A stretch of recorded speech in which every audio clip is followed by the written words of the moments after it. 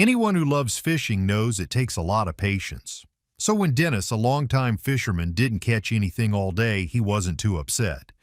It had just been a slow one. Sometimes you win, sometimes you don't. At least he'd enjoyed a peaceful afternoon outside, but then out of nowhere his rod jerked hard. Something was pulling with real force. He'd fished these waters for years and never felt anything like it. As soon as Dennis saw what was on the line, he had a bad feeling. He probably should have let it go. But before we start, take a second to like this video, subscribe, and turn on the bell. It only takes a moment, but it helps us share these incredible stories with more people just like you. Dennis and the guy fishing with him stood there in shock. They couldn't believe what they were seeing. Neither of them had ever pulled in something like this. Dennis thought about tossing it back, unsure what it even was. But curiosity took over. They wanted a better look. As they moved in, whatever it was started thrashing around, acting wild. Before we dive in, can we get this video to 1,000 likes? Go ahead and hit the like button and make sure to subscribe to the channel. Dennis started to feel uneasy. He was ready to throw it back in, but just as he was about to let go, he noticed something strange, something that made everything stop. The moment he realized what it was, he felt a lump in his throat. Tears started to fill his eyes. Without thinking, he called the police. People needed to know about this.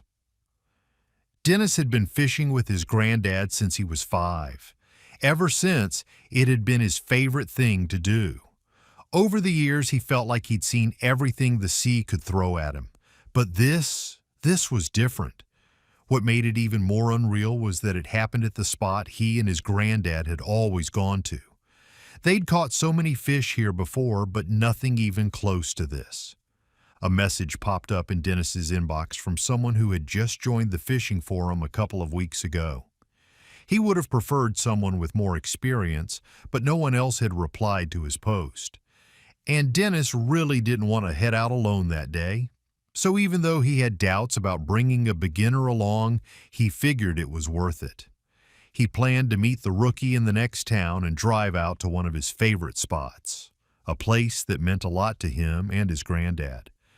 After about an hour of driving, Dennis finally pulled up to the coffee shop. The second he stepped inside, he felt out of place. Sitting there was a middle-aged guy with a beard, dressed super casual. "Hey, I've been waiting for you. I'm Drake. We talked on the forum," the man said. Something about him felt off. The whole thing sounded a little made up, and honestly, Drake didn't even look like someone who fished. As they chatted more, Drake admitted he didn't have much experience, but said he really wanted to get into fishing. He felt like it was something he was meant to do. Dennis said he'd show him the ropes.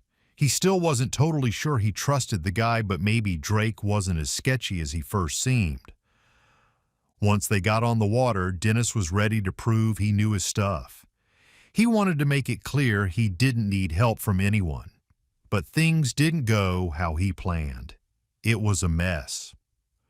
While Drake kept reeling in fish after fish, Dennis couldn't even catch one. Not even a tiny one. It was embarrassing. He felt like he was letting his granddad down. Drake suddenly said he really had to pee, but since they were out on a small wooden boat, there wasn't exactly a bathroom. So he had to do his business off the side. While he was up at the front, Dennis took a quick look through his gear. Most of it looked normal, stuff Dennis had seen before, but one thing was different. Drake had a few strange lures Dennis didn't recognize. Maybe that was the secret to his luck? Just then, Dennis heard Drake coming back. Without thinking, he grabbed one of the unusual lures and held onto it. Moments later, Drake pulled in another fish. That was Dennis's cue. He quietly swapped out his lure for the weird one he took. As he was clipping it on, he gave it a closer look. It was strange looking, didn't even seem like it would work. But Dennis had no idea what was about to happen next. Only minutes later, something hit Dennis's line hard. Harder than anything he'd felt before. It was pulling strong, like nothing he'd ever caught. His rod bent with the weight. This had to be some kind of monster. Dennis's arms and hands started to ache from the struggle. He couldn't figure out what on earth he'd hooked, but whatever it wasn't giving up easy. Dennis didn't want to admit it, but he couldn't get the fish in without help. He needed Drake to steer the boat so they could follow the line. Drake didn't even hesitate. He rushed to the wheel right away. Somehow they were working together like they'd been fishing partners for years. After a long half hour of fighting the thing, they finally saw it, and it was terrifying. Drake was so shocked, he dropped the rod without thinking. Panicked, Drake ran back to the steering wheel and sped off. A few minutes later, he realized something awful. Dennis wasn't on the boat anymore. He must have fallen overboard when Drake let go. Drake turned the boat around as fast as he could, heart racing. He headed straight back to the spot, but there was no sign of Dennis. His stomach dropped. What if that thing had taken him? He had to find Dennis, fast. Right when he was about to lose hope, he spotted something floating in the distance. It was Dennis. Drake rushed over and pulled him out of the water. Soaked and furious, Dennis shouted, "How could you leave me like that?" But even after all that, he still wanted to go after the creature. They were too deep into this to stop now. "It's your fault we lost it, and you almost got me killed," Dennis snapped. "I never should have brought a rookie. You weren't ready for this." After a bit of searching, they saw Dennis's rod floating in the waves. They managed to grab it and pull it back in. Right as they got a hold of it, the line started to move again, fast. The monster was still on there. This time, they both focused and worked together to bring it in. After a tough, hour-long struggle, they finally pulled the creature up to the surface. Now they were really working like a solid team. Dennis had to figure out what this thing was, but as they tried to get a closer look, it started freaking out. Out of nowhere, it bit Dennis, and it wasn't a small bite. Shocked and in pain, Dennis flung it back into the sea. But the hook had come loose. It was gone. Dennis looked down. His arm was swelling and turning purple. A minute later, he collapsed. Drake grabbed his phone and called the Coast Guard right away. After what felt like forever, the Coast Guard finally showed up. By then, Dennis had gone completely pale. They told Drake there wasn't enough time to get him to help by boat. Luckily, a rescue helicopter was already on the way to airlift them to the hospital. Dennis woke up in a hospital bed and saw a police officer standing next to him. He looked down at his arm, and somehow it looked completely fine. "What happened?" he asked.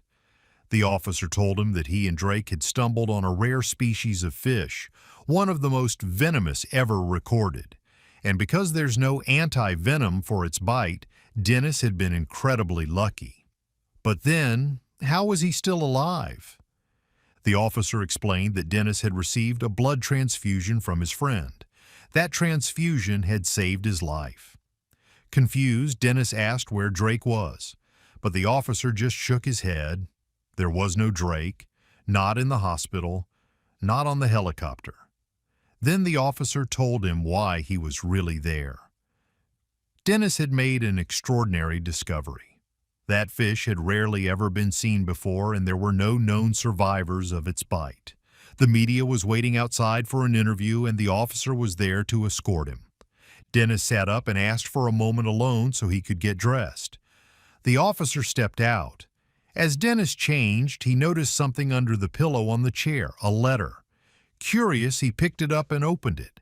Inside, Drake had written him a message. His real name was James. In the letter, he explained everything. He was Dennis's long-lost brother and had been searching for him for years. When James moved to the area, he had nearly given up hope, but then he saw Dennis's post on a fishing forum. Their parents had separated when Dennis was just 2 years old. Dennis had gone to live with their granddad while James had stayed with their mother. Their father hadn't stayed in the picture. Ever since, James had tried to track Dennis down. He always had a feeling his little brother was out there somewhere. When he finally met Dennis, he didn't feel like he measured up, and he'd left town quietly. Even though their first meeting didn't go exactly how he'd imagined, James said he was thankful to have been part of Dennis's life in that moment, especially during something so intense. He hoped they'd see each other again soon. If you enjoyed this story, don't forget to like, subscribe, and share the video with someone who'd love a wild fishing tale with a twist. We've got more stories coming your way. Stay tuned.